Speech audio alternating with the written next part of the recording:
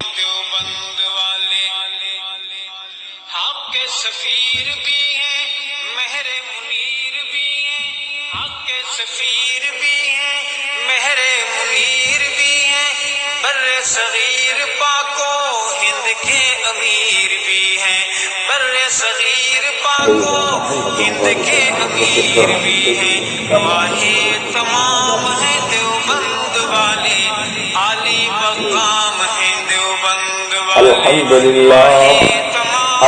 لله وكفى وسلام على عباده الذين اصطفى أما بعد فأعوذ بالله من الشيطان الرجيم بسم الله الرحمن الرحيم ولله الأسماء الحسنى وقال النبي صلى الله عليه وسلم كل أمر ذي بال فيه يبدأ بسم الله الرحمن الرحيم فهو أقطع سبحان ربك رب العزة عما يصفون وسلام على المرسلين والحمد لله رب العالمين اللهم صل على سيدنا محمد وعلى آل سيدنا محمد وبارك وسلم اللهم صل على سيدنا محمد وعلى آل سيدنا محمد وبارك وسلم اللهم صل على سيدنا محمد وعلى آل سيدنا محمد وبارك وسلم۔ محترم بزرگوں اور دوستو، میں نے ایک آیت مبارکہ اور ایک حدیث مبارکہ آپ کے سامنے تلاوت کی ہے۔ آیت مبارکہ جس میں فرمایا وَلِلَّهِ الْأَسْمَاءُ الْحُسْنَى، اللہ رب العزت کے لیے بہترین نام ہے۔ اللہ رب العزت کی ذات لامحدود، صفات لامحدود، اللہ رب العزت کے نام بھی بے مثال اور لامحدود۔ اللہ رب العزت کا ذاتی نام جسے علماء اسم اعظم بھی کہتے ہیں اللہ ہے۔ بعض نے کہا ہے کہ ذاتی نام تو اللہ ہے، لیکن اسم اعظم کے بارے میں علماء نے اس پر اختلاف کیا ہے۔ بہرحال تو اللہ رب العزت کا ذاتی نام اللہ ہے، اور اللہ رب العزت کے صفاتی نام 99 نام تو وہ ہیں جو مشہور ہیں اور اس کی فضیلت بھی آئی ہے۔ باقی اس کے علاوہ اللہ رب العزت کی صفات لامحدود ہے، تو اللہ کے نام بھی لامحدود ہے۔ 99 تو ہمیں معلوم ہے، اس کے علاوہ وہ جو انبیاء کو معلوم ہے، اس کے علاوہ وہ جو فرشتوں کو معلوم ہے، اس کے علاوہ وہ جو مخلوق میں سے کسی کو معلوم نہیں ہے، اللہ رب العزت کو ہی خود کو معلوم ہے۔ تو اللہ رب العزت کے بہترین نام ہے، لیکن اللہ کا جو اصل نام ہے، ذاتی نام، وہ اللہ ہے۔ میں نے حدیث مبارکہ تلاوت کی کل امر ذی بال فہو لا یبدا فیہ بسم اللہ فہو اقطع۔ اللہ کے رسول صلی اللہ علیہ وسلم نے فرمایا کہ اللہ رب العزت کے نام کے ساتھ جس چیز کو شروع کیا جاتا ہے اس میں برکت ہے، اور جس کو اللہ کے نام کے علاوہ شروع کیا جاتا ہے وہ کام ادھورا ہے۔ تو یہ اللہ رب العزت کے نام کی برکت ہے۔ بسم اللہ الرحمن الرحیم، علماء لکھتے ہیں کہ ہر اچھے کام کے لیے بسم اللہ الرحمن الرحیم پڑھنے چاہیے۔ اب بسم اللہ کو اگر ہم دیکھیں، اللہ رب العزت یہاں پہ اپنا ذاتی نام بھی لائے ہیں، صفاتی نام دو لائے ہیں۔ بسم اللہ الرحمن الرحیم، یہ با 3 طریقوں کے لیے آتا ہے، استعمال ہوتا ہے عربی زبان کے اندر۔ ایک تو یہ استعانت کے لیے، دوسرا مدد کے لیے، اور تیسرا شروعات کے لیے۔ اگر اس کو شروعات والا لیا جائے تو بسم اللہ الرحمن الرحیم کا ترجمہ ہوگا شروع کرتا ہوں اللہ کے نام کے ساتھ جو بڑے مہربان نہایت رحم والے ہیں۔ اگر اس کو استعانت یعنی مدد سے لے لیا جائے تو اس کا ترجمہ یہ ہوگا کہ میں شروع کر رہا ہوں اللہ کی مدد کے ساتھ جو بڑے مہربان نہایت رحم والے ہیں۔ اگر اس کو برکت سے بھی لیا جائے تو پھر ہوگا کہ اللہ رب العزت کی برکت کے ساتھ شروع کرتا ہوں جو بڑے مہربان نہایت رحم والے ہیں۔ اب یہاں پہ اللہ رب العزت اپنے اسم ذات یعنی اصل نام کو اللہ کو لائے، پھر اس کے بعد رحمان اور رحیم کو لائے۔ مفسرین لکھتے ہیں، اس کی تفسیر تو کبھی اور موقع پر، لیکن میں اس کا ترجمہ کر کے میں آگے کے موضوع کی طرف چلوں گا۔ تو رحمان یہ اللہ رب العزت کی صفت ہے، لیکن رحیم یہ صفت مبالغہ والی صفت ہے۔ تو یہاں پہ اگر اس کی علماء جو ترکیب کرتے ہیں کہتے ہیں کہ با حرف جار اور اسم مضاف اور اللہ موصوف اور رحمان صفت اولا اور رحیم صفت ثانی، جو علماء جو ترکیب کرتے ہیں علماء کی زبان میں ہے۔ بہرحال تو اللہ رب العزت اپنے ذاتی نام کے ساتھ دو اور نام لائے، رحمان اور رحیم۔ رحیم لا کر اپنی صفت کا مبالغہ کروا رہے کہ بہت زیادہ رحم کرنے والے ہیں، بہت زیادہ مہربان ہے اللہ۔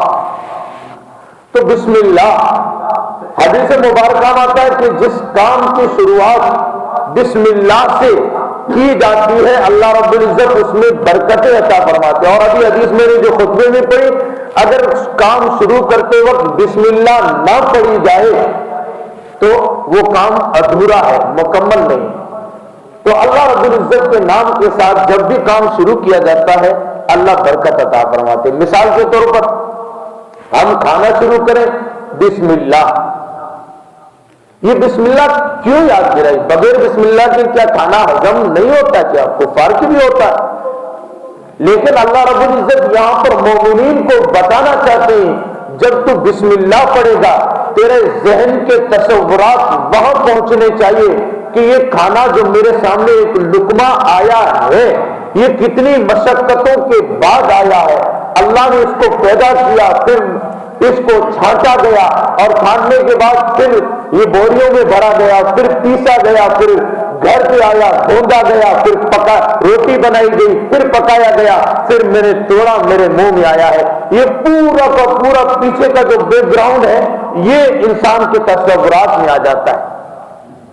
اور پھر جب انسان لقمہ لے رہا ہے گویا کہ اس سے اللہ رب العزت سے بسم اللہ پڑھ کے یوں کہہ رہا ہے ربا میری طاقت نہیں ہے، تو نے ہی کھلایا ہے اور اب میرے پیٹ میں جا رہا ہے، یہ پیٹ میں جا کے فساد کا ذریعہ نہ بنے، میرے پیٹ میں بگاڑ اور بیماریوں کا ذریعہ نہ بنے، بلکہ میرے لیے صحت کا ذریعہ بنے۔ تو یہ انسان بسم اللہ جب پڑھتا ہے یہ تصور دل میں ہوتا ہے۔ مثال کے طور پر ایک گلاس ہم پانی پی رہے ہیں، اس وقت بسم اللہ پڑھ کے پانی شروع کرنا چاہیے۔ یوں ہمارے لیے بہت آسان ہے، لیکن اس کے پیچھے کی طرف ہم دیکھیں تو یہ سمندر میں پانی کھارا، اللہ نے سمندر میں پانی کو کھارا کیوں رکھا؟ اس وجہ سے رکھا کہ اگر اس میں نمکینی نہ ہو تو اس پانی میں بدبو پیدا ہو جائے۔ پھر اللہ رب العزت نے اس کو فلٹر بنانے کے لیے بادلوں کو حکم دیا، بادلوں نے پانی کو اٹھایا اور اٹھا کر آسمان پر لے جا کر پھر جا کے زمین کے کونوں پر زمین میں جا کے برسایا، اور پھر اللہ رب العزت نے اس پانی کا ہمیں یہ حکم لے دیا کہ تم اکٹھا کر لو، بلکہ اللہ رب العزت ہم کتنا اکٹھا کرتے، پورے سال کا تو اکٹھا نہیں کر پاتے، تو اللہ رب العزت نے پھر اپنے نظام سے اس پانی کو پہاڑوں پر جمایا برف کی شکل میں، اور پھر برف کی شکل میں اتنا اوپر جمایا کہ وہاں پہ کوئی چیز نہ پہنچے جو اس پانی کو اس برف والے پانی کو گندا کر دے۔ پھر اللہ رب العزت نے یہ نہیں کہا جاؤ پہاڑوں کے اوپر چڑھو اور اس پانی کو لے جاؤ، بلکہ اللہ نے اپنی قدرت سے سورج سے کہا کرنوں کو وہاں پہ ڈالو، سورج کی کرنوں سے وہ پانی پگھلا اور پھر دریا کی شکل میں ندی نالوں کی شکل میں پوری دنیا میں پھیلا، اور پھر بندوں کو حکم دیا کہ بھائی اب پانی لے کے تم پی لو۔ یہ اللہ رب العزت کا پیچھے جو راز ہے یہ۔ اگر مثال کے طور سمندر کا کھارا پانی لے کے انسان اگر فلٹر سے اسے میٹھا بھی کرتا، اربوں خربوں پیسے اس پر لگاتا، اور جہاں پہ میٹھا پانی کرنے کا سسٹم ہوتا ہے وہاں پہ لکھا ہوتا ہے کہ یہ میٹھا پانی اس کو استعمال سوچ کر سمجھ کر کریں، اس کو زیادہ استعمال نہ کریں، وجہ کہ اس پر لوگوں کے پیسے لگے ہیں۔ اور اللہ رب العزت نے بندے کے لیے جو پانی کا گلاس ہمارے ہاتھ میں آیا ہے، یہ گلاس اللہ رب العزت نے فلٹر کر کے بارشوں سے چھان کے پھر اس کو ندی نالوں کے ذریعے سے ہم تک پہنچایا۔ واہ رب کی قدرت! تو بسم اللہ جو پڑھی جائے اس وقت یہ تصور ذہن میں آ جائے کہ اللہ رب العزت نے یہ جو پانی ہمیں دیا ہے، کس طرح اللہ رب العزت نے اس پانی کو میٹھا بنایا، پھر ہمارے لیے اللہ نے یہ پیش کیا۔ کہتے ہیں کہ ہارون رشید بادشاہ سمندر کے کنارے بیٹھا ہوا تھا، پیاس لگی، خادم سے کہا پانی لاؤ، خادم نے پانی دیا، اتنے میں بہلول مجذوب بیٹھے ہوئے تھے، کہا ذرا رکیے بادشاہ سلامت۔ کہا کہ بادشاہ سلامت آپ کسی ریگستان میں ہو، آپ کو پیاس لگے، پانی کا صرف ایک گلاس ہو، آپ کتنی قیمت دیں گے؟ کہا کہ جو قیمت مانگے گا، اگر وہ میری سلطنت بھی مانگ دے گا تو میں اپنی سلطنت بھی دے دوں گا۔ کہا ٹھیک ہے بادشاہ سلامت، اب بسم اللہ پڑھ کے پیجیے۔ بادشاہ نے وہ پانی پی لیا۔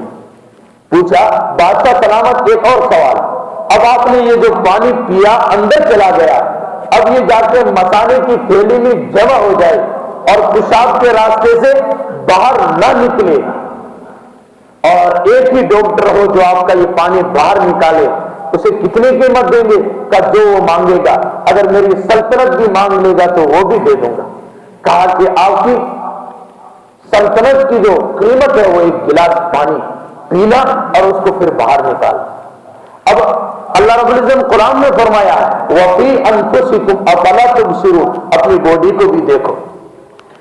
اب پانی کا گلاس پیا اور اندر گیا، پھر کڈنیاں جو ہوتی ہے، یہ کڈنیاں پانی یہ طے کرتی ہے کہ پانی کتنا اندر رکھنا ہے اور کتنا باہر پھینکنا ہے، یعنی انسان کی باڈی کے اعتبار سے کہ یہ وزنی ہے تو اتنا پانی رکھنا ہے، یہ دبلا ہے تو اتنا پانی اندر رکھنا ہے اور باقی باہر پھینکنا ہے۔ کراچی کے اندر مولانا شفیع صاحب کے بیٹے مولانا رفیع صاحب نے ایک ڈاکٹر سے پوچھا کہ آپ سائنس کے ذریعے سے اتنے آگے بڑھ گئے ہیں تو لوگوں کی کڈنیاں نکال کے دوسرے کی اندر داخل کرتے ہیں، تو آپ خود کوئی کڈنی بنا لو ربر سے۔ تو اس نے کہا کہ کوئی مشین ایسی ایجاد ہی نہیں ہوئی ہے کہ کڈنی کے اندر جو پردہ ہوتا ہے باریک ویسا پردہ بنا لے۔ کہا کہ اگر بالفرض ایسی مشین بنا لی بھی جائے جس پر اربوں خربوں پیسے خرچ ہوں گے، پھر اس کے بعد کڈنی کے اندر اللہ نے دماغ رکھا ہے، وہ سوچتا ہے کہ کتنا پانی اندر رکھنا ہے اور کتنا باہر پھینکنا ہے، تاکہ دنیا کی طاقت مل کے بھی یہ نہیں بنا سکتی۔ تو اللہ رب العزت نے فری میں ہمارے لیے یہ سب نظام بنایا، بادلوں کو اٹھایا اور پھر پانی برسایا، اور پھر پانی ہم جب پیتے ہی پیٹ کے اندر اللہ نے سسٹم بنایا جس سے ہمیں نقصان نہ ہو۔ علامہ اقبال نے کہا نا، انہیں بادلوں کو دیکھ کر علامہ اقبال نے بھی کہا کہ پالتا ہے بیج کو مٹی کی تاریکی میں کون دریاؤں کی موجوں سے اٹھاتا ہے سحاب، کون لایا ہے کھینچ کر پچھم سے باد سازگار، خاک ہے کس کی اور کس کا ہے یہ نور آفتاب، کس نے بھر دی موتیوں سے خوشے گندم کی جیب، کس نے سکھلائی ہے موسموں کو خون انقلاب۔ ان سے انسان عبرت حاصل کرے، یہ جو موسموں کا بدلنا یہ سب اللہ رب العزت نے ہمارے فائدے کے لیے کیا۔ تو اللہ رب العزت کی شان۔ اچھا، تو یہ بسم اللہ پڑھ کے کام کو اگر شروع کیا جاتا ہے اللہ رب العزت برکت عطا فرماتے ہیں۔ بعض جگہ بسم اللہ پڑھنا سنت، بعض جگہ مستحب، اور بعض جگہ پڑھنا بسم اللہ ضروری ہوا کرتا ہے۔ مثال کے طور پر آپ جانور کو ذبح کر رہے ہیں، اگر قصدن آپ بسم اللہ کو بھول گئے تو قرآن کہتا مما لم یذکر اسم اللہ علیہ وانہ لفسق، پھر اس جانور کو کھانا جس پر اللہ کا نام نہ لیا گیا ہو۔ یہ اللہ رب العزت لا سے نہیں بلکہ لم سے کہہ رہے ہیں۔ یہ لم عربی زبان کے اندر نہیں کے اندر تاکید کے لیے آتا ہے، تو یہاں پہ اللہ رب العزت لام تاکید کے ساتھ کہہ رہے ہیں کہ اگر اللہ کا نام لے کے ذبح نہ کیا گیا اس کو کھانا فسق گناہ ہے۔ وجہ عقل مند انسان جو دنیاوی اعتبار سے عقل مند سمجھے جاتے ہیں وہ کہتے ہیں یار اصل مقصد تو یہ کہ اس کا جانور کی رگ کٹ جانی چاہیے، خون نکل جانا چاہیے، بسم اللہ کی کیا ضرورت ہے؟ نہیں، ایسی بات نہیں، بلکہ بسم اللہ کے پیچھے اللہ رب العزت نے ایک تصور دیا۔ وہ کیا تصور؟ وہ تصور اللہ یہ دے رہے ہیں کہ تو بھی مخلوق ہے بندے، اور یہ بھی مخلوق ہے، تیرے اندر بھی جان ہے، اس کے اندر بھی جان ہے، لیکن تو جب بسم اللہ اللہ اکبر پڑھتا ہے تو اللہ کے نام کے ساتھ اللہ کو بڑا کہہ کے یہ پیغام دیتا ہے کہ اللہ رب العزت نے انسان کو اپنے لیے بنایا ہے، جانوروں کو انسان کے لیے بنایا ہے، مخلوق کو انسان کے لیے بنایا ہے، تو یہ انسان کے لیے جب بنایا ہے تو اس جانور کو ذبح کرنا جانور کے اوپر ظلم نہیں ہوا کرتا ہے۔ یہ اللہ رب العزت کا پیغام ہے۔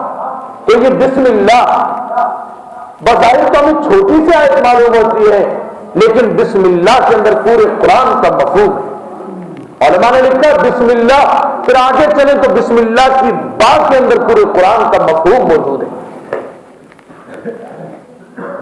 اللہ رب العزت نے جانوروں کو ہمارے لیے بنایا ہے، اس وجہ سے بسم اللہ سے یہ تصور دیا گیا، اور ہر کام شروع کرتے وقت انسان بسم اللہ کی پابندی کرے۔ علماء نے لکھا ہے کہ وضو کرتے وقت وضو کے اعضاء تم نے دھوئے، آپ کے وضو کے اعضاء پاک ہو گئے، لیکن بسم اللہ پڑھ کر وضو کیا جاتا ہے، پورے بدن کو اللہ رب العزت طاہر بنا دیتے ہیں، بسم اللہ کی برکت۔ اور دوسری بات، بسم اللہ کے اندر جو اللہ کا نام ہے، ذاتی نام، یہ اللہ کا نام ایسا ہے کہ اس میں برکت ہی برکت ہے۔ اللہ کا نام اگر لیا جائے، علماء نے لکھا اس پر، مرشد پیر ذوالفقار احمد نقشبندی نے اپنی کتاب خطبات ہند کے اندر فرماتے ہیں کہ بسم اللہ اور اللہ کا نام اگر ضعیف بندہ لے لے اللہ اسے طاقت عطا فرما دیتے ہیں، غریب اگر بسم اللہ کی مشق شروع کر دے، اللہ کے نام کی مشق شروع کر دے، اللہ اسے مالدار بنا دیتے ہیں، بیمار اگر اللہ کے نام کی رٹ لگانا شروع کر دے، بسم اللہ کی رٹ لگانا شروع کر دے، اللہ رب العزت اسے شفا نصیب فرما دیتے ہیں۔ اور بسم اللہ کے حروف جو ہے وہ 19 ہے، کتنے؟ 19۔ علماء نے لکھا ہے کہ بسم اللہ کی جو کثرت دنیا میں کرے گا، جہنم کے اوپر جو فرشتے ہیں وہ بھی 19 ہے۔ بسم اللہ کی برکت سے اللہ رب العزت جہنم کے جو نگران 19 فرشتے ہیں ان سے اس کو بچا دیں۔ اور ہر کام کی ابتدا اگر اللہ کے نام سے کی جائے، بظاہر برکت ہی برکت ہوتی ہے۔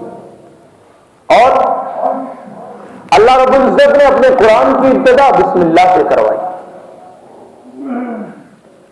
اور یہ جو بسم اللہ الرحمن الرحیم، اس کے بارے میں آتا ہے کہ ایک حدیث اسرائیلی حدیث ہے جس میں آتا ہے کہ ایک جگہ ایک والدین کو عذاب ہو رہا تھا، پھر حضرت عیسیٰ علیہ السلام کا واپس جب گزر ہوا دیکھا کہ وہ جنت میں ہے، پوچھا وجہ، تو کہا کہ اس کی اولاد نے مدرسے میں جا کر بسم اللہ پڑھی، بسم اللہ کی برکت سے اللہ رب العزت نے ان کے عذاب کو معاف فرمایا۔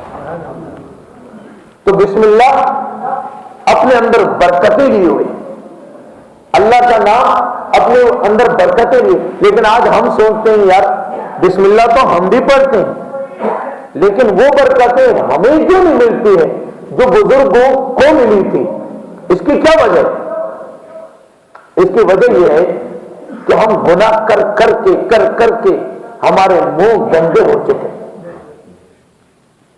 ہاں، بندوق کا جو گولا ہوتا ہے جسے چھیرا بولتے ہیں، اس کو اگر بندوق میں رکھ کے چلا دیا جائے تو ہاتھی کو بھی گرا دیتی ہے، اگر اس کو وہی چھیرا جس کو بندوق میں رکھ کے چلایا تھا اس کو گولیل میں یوں چلا دیا جائے تو چڑیا بھی نہیں مرتی، ہاتھی کو کیا مرنا، بکری کا بچہ بھی نہیں مرتا۔ وجہ گولا وہی ہے لیکن جگہ کا فرق ہے، اللہ کا نام وہی ہے، لیکن لینے والے کی زبان کا فرق ہے۔ اللہ کے رسول صلی اللہ علیہ وسلم کے سامنے دشمن آیا اور اللہ کے رسول صلی اللہ علیہ وسلم پر تلوار لے کے کھڑا ہو گیا، کہا کہ محمد بچائیے، تمہیں کون بچا سکتا ہے؟ اللہ کے رسول صلی اللہ علیہ وسلم نے فرمایا اللہ، یہ اللہ کے نام کی ایسی ہیبت تھی کہ وہ کانپنے لگ گیا، تلوار نیچے گئی۔ اور اللہ کا نام آج ہم لیتے ہیں، 10 مرتبہ لیتے ہیں، سامنے والے پر کیا اثر ہونا؟ بس ایک بالش کے فاصلے پر ہمارا دل ہے، دل پر اثر نہیں ہوتا ہے، سامنے والے پر کیا اثر ہوتا ہے؟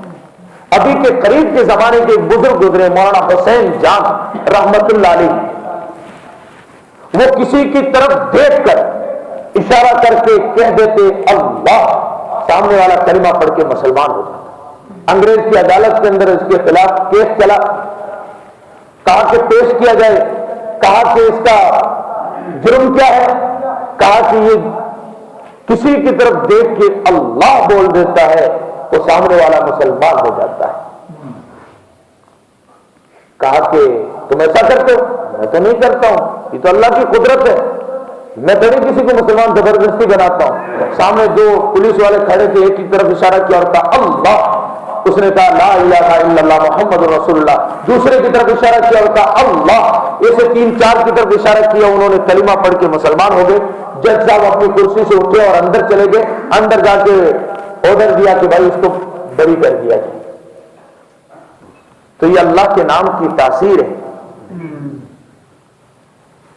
ہم اپنے دل کو باندھیں، اپنی زبانوں کو لوگوں کی غیبتوں سے، لوگوں کو ستانے سے پاک کریں، اور پھر اس کے بعد اللہ کا نام لے کر دیکھیں کسی برکتیں آئیں۔ اخلاص، میں نے پہلے بھی 2 بار میں نے یہ عرض کیا ہے کہ قطب الاقدار ابو حنیفہ ثانی مولانا رشید احمد گنگوئی نور اللہ مرقدہ لکھتے ہیں کہ جس شخص نے ایک بار اللہ کا پاک نام اخلاص کے ساتھ لیا ہوگا، اللہ رب العزت اسے جنت عطا فرمائے۔ یہ تو صرف اللہ کے نام لینے پر ہے، اور ہم بسم اللہ کی کثرت کریں، جس میں اللہ کے 2 نام صفات رحمان اور رحیم آتے ہیں، تو بتائیں اس کی کتنی برکتیں ہوں گی۔ اپنے ہر کام کو شروع کرنے سے پہلے بسم اللہ سے شروع کریں۔ ایک واقعہ مولانا احمد دربندی رحمت اللہ علیہ کا، میں نے گز کی بات پہلے بھی ایک بار سنایا ہے، آج پھر وہ عرض کر کے اپنی بات کو ختم کرتا ہوں کہ اللہ کے نام کی کتنی تاثیر ہوا کرتی ہے۔ تاتاریوں کا فتنہ اٹھا، اور تاتاری ان کا اتنا دبدبا تھا، کہتے ہی کہ تاتاری عورت مسلمان مرد سے یہ کہتی یہیں پہ رک، میں گھر سے خنجر لا رہی ہوں، تجھے قتل کروں گی۔ اتنی ہیبت تھی، وہ ڈر کے مارے وہاں سے بھاگ نہیں پاتا، وہ گھر سے جا کے خنجر لا کے اسے قتل کر دیتا، اتنا روب تھا۔ ایک گاؤں کے اندر، دربن شہر کے اندر، جب خبر ہوئی کہ تاتاری شہزادہ اپنی فوج کے ساتھ یہاں آ رہا ہے، پورا شہر خالی کر کے لوگ شہر سے بھاگ نکلے، لیکن سید احمد دربندی رحمت اللہ علیہ اپنے جو مریدین، اپنے جو ساتھی تھے، ان کے ساتھ اللہ کے گھر میں بیٹھے ہوئے اللہ اللہ کر رہے تھے، دین کی باتیں سکھا رہے تھے۔ تاتاری شہزادہ جب گاؤں میں شہر میں داخل ہوا، کہنے لگا دیکھو ہمارا روب کتنا ہے، ہمارا نام سنتے ہی لوگ بستی خالی کر کے نکل گئے۔ کہا نہیں، ایک بوڑھے میاں چند مریدین کے ساتھ مسجد میں بیٹھے ہوئے۔ اچھا، اتنی مجال اس کی، کہا اس کو بیڑیاں پہنا کر، ہتھکڑیاں لگا کر میرے سامنے پیش کیا جائے۔ حضرت کو بیڑیاں پہنا کر حضرت کے مریدین کے ساتھ جب لایا گیا، حضرت سے پوچھا کہ بھائی تم کیوں نہیں گئے؟ سارے لوگ بھاگ گئے، تم کیوں نہیں گئے؟ حضرت فرمانے لگے کہ ہم اللہ کے گھر میں بیٹھے تھے، اللہ کے گھر میں نکالنے کی کس کی ہمت ہے جو ہمیں اللہ کے گھر سے نکالے؟ کہا کہ ہمت کی بات کر تو ہم بیڑیاں پہنا کے ہتھکڑیاں لگا کے لائے تمہیں۔ حضرت نے اس کی آنکھوں میں آنکھیں ڈالی اور کہا اللہ، جیسے ہی اللہ کا نام لیا وہ بیڑیاں ٹوٹ کر نیچے زمین پر گر گئی، وہ تاتاری شہزادہ کانپنے لگ گیا۔ حضرت سے کہا کہ ٹھیک ہے آپ جائیے۔ اور پھر بعد میں وہی تاتاری شہزادہ حضرت کے ہاتھوں پر مسلمان ہوا. حضرت ہی کی محنت سے اللہ رب العزت نے پھر مسلمانوں کو دوبارہ حکومت دی. اور حکومت کس بنیاد پر دی؟ اللہ کے نام کی برکت سے. تو وہ تو صرف اللہ کا اس میں ذات اللہ لیا. اور اگر ہم ہر کام کے لیے ہر وقت بسم اللہ سے اپنے کام کو شروع کریں تو اللہ رب العزت کتنے برکتیں عطا فرمائیں گے. اب سے ہم طے کریں انشاءاللہ ہمارے ہر کام کو چھوٹا ہو یا بڑا بسم اللہ سے شروع کریں. پہلے آپ نے پہلے زمانے میں دیکھا ہوگا بری عورتوں کو، ہم نے دیکھا ہے ہمارے آنکھوں سے کہ وہ جب بھی کوئی کام کرتی ہے بس انہیں بسم اللہ تو آتی نہیں تھی، بہت ساری ایسی بیچاری پڑھی لکھی نہیں تھی، بس وہ اللہ کے نام کی برکت سے کے ساتھ، اللہ کے نام کی برکت کے ساتھ اللہ رب العزت ان کے کاموں میں برکتیں عطا فرمایا کرتے تھے.